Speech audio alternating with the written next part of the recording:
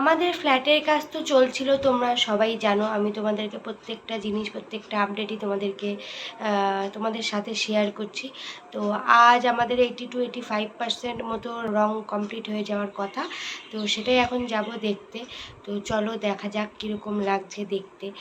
আর আমরা তো গৃহপ্রবেশ খুব তাড়াতাড়ি করব, সেটাও তোমাদেরকে ডেটটা আমি জানাবো। আর বলো কীরকম লাগছে না লাগছে আমার ঘরটা।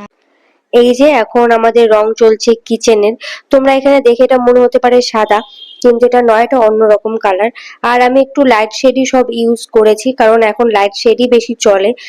বেশি ডার্ক কালার আমার ভালো লাগে না, অন্ধকার অন্ধকার লাগে, তাই একটু হালকা হালকা বেজ টাইপ কালারই আমি চেষ্টা করেছি ইউজ করার। তো এটা হলো আমার বেডরুমের কালার, এখন হয়নি পুরো, জাস্ট মনে হয় এক কোট দিয়েছে, এখনো এরপর বাকি আছে। এটা হলো ওয়াশরুমের কালার।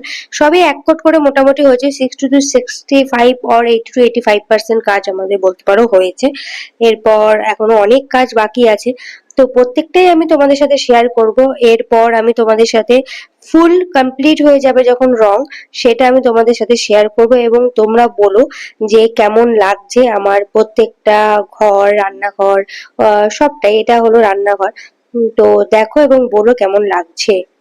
আমি চেষ্টা করছি সুন্দর করে সাজানোর বা করার। তো সবটাই আমি তোমাদের সাথে শেয়ার করব, তো দেখে থাকো।